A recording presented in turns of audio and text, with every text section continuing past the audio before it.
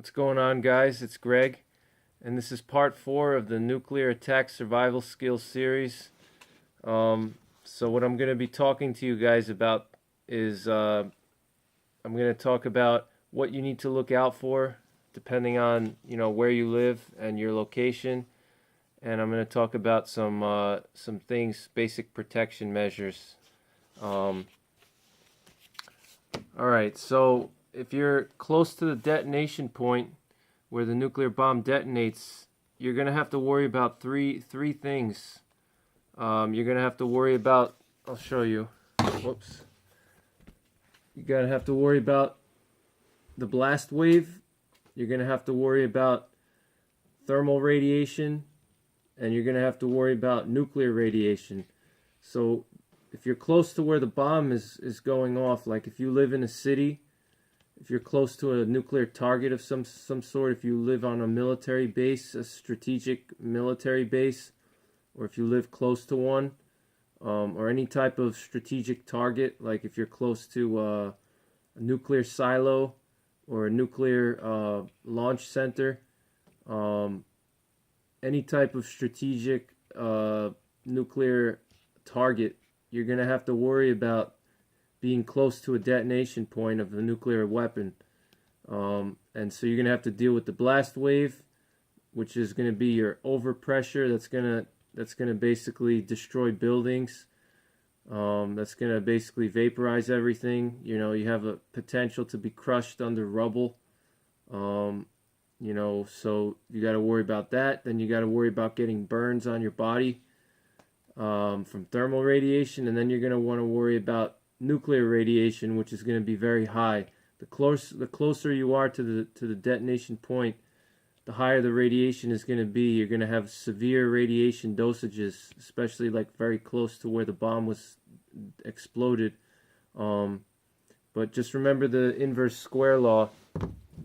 In another video, I talk about the inverse square law.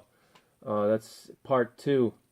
Part 2 of the series, I talk about the inverse square law. And basically, the inverse square law, what that means is that the more distance you have from any type of nuclear or radiological or any kind of electromagnetic or light radiation, the radiation is going to get weakened tremendously as the further you get away from it. Now, I'm not going to get into the details of why and the physics of it, but you just need to know that distance is your friend.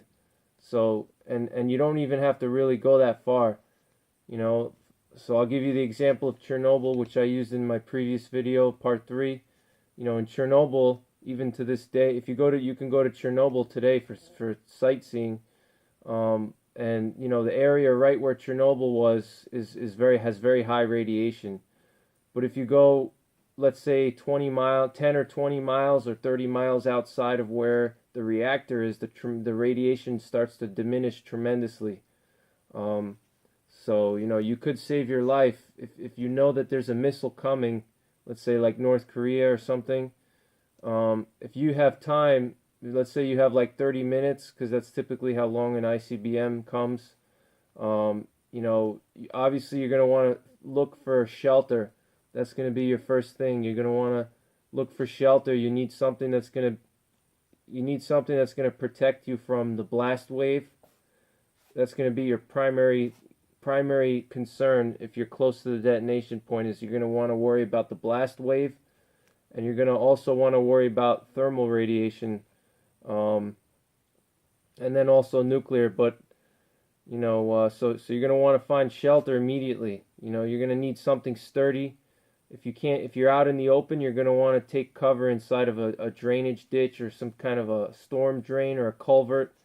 You can go underground. You can go into like a sewer. If you go into like a sewer, lift up like a manhole cover and go underground. Many people don't realize, but there's bunkers all underneath in the cities of every state. There's bunkers underneath your feet. Everywhere you walk, when you go into a major city, there's bunkers underneath your feet. You just don't realize it. There's hundreds of access tunnels for electrical lines and gas lines, water mains. There's access tunnels for electrical lines. There's access tunnels for subways, for infrastructure for, gas lines. They have to access those lines and perform maintenance on them, so they need access to them. Then you have your storm drain systems, you have your sewage systems. That's a good shelter to protect you from the blast wave. You can lift up a manhole cover if you're out on the street and you have nowhere to go. Lift up a manhole cover and jump in. I'm not guaranteeing that you're going to live, but it's better than nothing. You're going to want to worry about being crushed under rubble. Another suitable shelter would also be the basement of a big building, like multi-story apartment building. They have very sturdy foundations. They can withstand a tremendous amount of loads. But I'm going to do a separate video about shelters, how to shelter and how to respond. And here I just want to talk about what you need to look out for. So we'll, want to go one step at a time so you can digest everything. So yeah, if you're close to the detonation point, like if you're in a city, you're going to want to worry about the blast. You're going to want to worry about burns. And you're going to want to worry about getting a fatal dose of radiation. And now if you're far away from the detonation point, you're going to want to worry about fallout. Fallout is going to be your main concern. So let's say, like, if you live in a city, then you're going to want to worry about the detonation effects. The blast wave, the radiation, and the thermal radiation from burns. But if you're far away, let's say you live in the suburbs. Let's say you live in the suburbs of a major city in the United States. Chicago, LA, DC, Miami, any major city. Or if you're, far away from a nuclear target, let's say there's a military base near you and you live like 30 miles away, or even 100, 200 miles away or 500 miles away, you're going to worry. Your primary threat is going to be fallout. And fallout is going to depend a lot on the wind, the prevailing winds, the winds at the time of the detonation and after the detonation. So it's hard to tell where the fallout is going to go. It really depends mostly on what the wind conditions are after the explosion. So let's say the bomb explodes, and then the next 2 days from when the bomb exploded, if the winds are blowing in the eastern direction, then the fallout's going to go to the east mostly. It's not going to go that much to the west or to the north or to the south. It's going to go where the wind is blowing. So you're going to want to know your prevailing winds based on the seasons. Like here in the Northeast in New York State, in the winter time, starting from probably October, November, and then going into April, the prevailing winds in the wintertime are typically coming from Canada, from the northwest. And in the summertime, they usually come from the southwest or the southeast. So just know what the prevailing winds are based on the season, where you live. Every state is different. Every region of the country is different. I know, like in the West Coast, they get the Pineapple Express. It blows, the wind comes off the water and it goes into the mountains. So, for all you West Coast guys out there, you're going to want to know your wind patterns as well based on the seasons. So let me just write up a note here for you, and I'll explain what you need to worry about.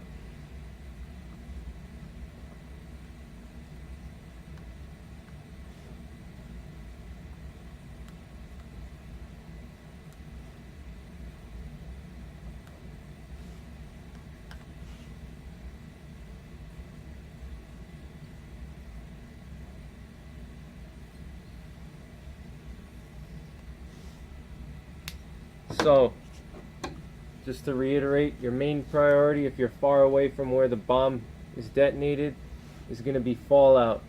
Fallout is going to be your main concern.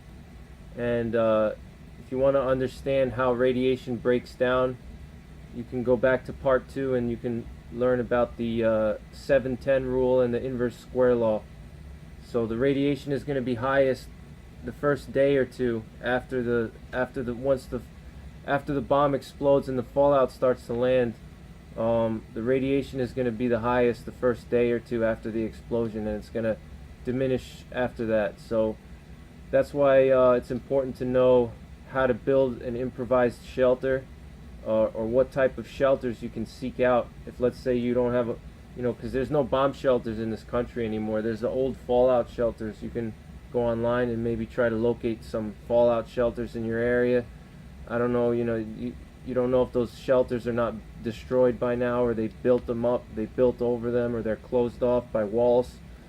But if you don't have a fallout shelter or some type of shelter that's already pre-made, you're going to want to either improvise a shelter, or you're going to want to create one, or you're going to want to find one. You're going to want to use your environment.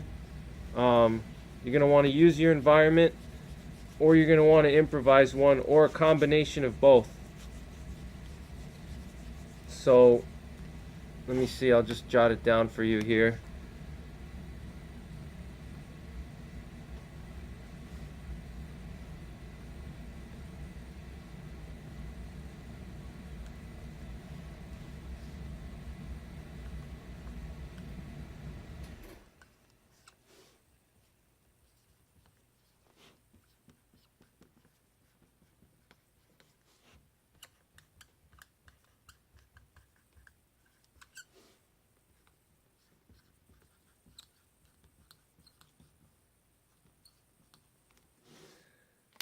Okay, so your shelter opportunities are going to be broken down into 3 categories. You're going to have, you can build one, you can improvise one from scratch. That's going to generally be the hardest thing to do, but you may have to do that if you have no place else to go. Then you're gonna have using existing structures. So that could be any structure that's dense enough to stop gamma radiation and also to protect you from thermal radiation, blast waves, etc.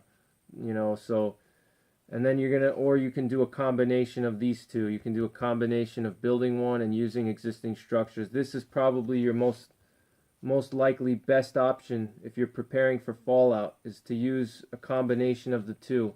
If you're close to the detonation point, you're not going to have time to build anything. So you're going to want to use existing structures. I'm going to talk about that in probably the next video. And then, if you have time, if you're very far away from the detonation point, let's say you're a few hundred miles away, you're going to have time to build some type of a shelter. You can go in your basement, and you can fortify your basement with sandbags and various items, books, to provide enough density to block gamma radiation. But you can get a lot out of using existing structures. A lot of basements have very thick foundations, especially if you go into like a commercial building. If you ever go into like an apartment complex, like a very large apartment complex that's, at least like 4 or 5 stories, or even any type of apartment building, especially older ones that were built during the Cold War, or schools, any kind of usually older commercial buildings are going to be good places for you to shelter from fallout and from also blast waves, just because the foundations are very thick. They have a lot of concrete, and there's a lot of earth around you. Plus, the building itself is very thick. It has a lot of concrete. It's usually cinder blocks and reinforced concrete. And there's not a lot of windows in the basement as well, so the radiation can't penetrate through the windows. So, the basement of a commercial building, especially like a school or apartment buildings, are very good, because they're reinforced concrete. It's going to block the gamma radiation. You're not going to really have to do as much to strengthen that structure. You may have to fill in some areas. If there's some windows, you may want to just take a shovel and cover the windows up with a few feet of dirt just to block the radiation out. So that's basically it for this video. Thank you for watching.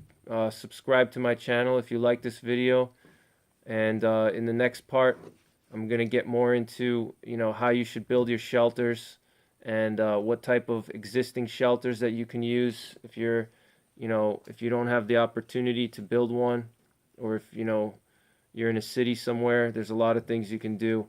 So I'm going to talk more in detail about what type of shelters you should be building, how to build a shelter, how to improvise a shelter. I'm not talking about building bunkers. I'm just talking about like an improvised shelter. So let's say like right now, a bomb goes off, or there's an emergency alert comes on that Kim Jong-un is launching a missile. I'm going to want to start getting ready for that. I'm going to want to start improvising a shelter here in my basement. I'm going to use objects in my house to build up enough mass to protect myself from radiation. I'm going to want to go in the corner of my basement where there's the most concrete and the least amount of windows. I'm going to want to cover myself. I'm going to want to build basically like if you're a kid. When you're a kid, you build like forts, You build forts. You're going to want to build like a little fort for yourself. You're going to want to bring food and supplies in there, enough for at least 2 days.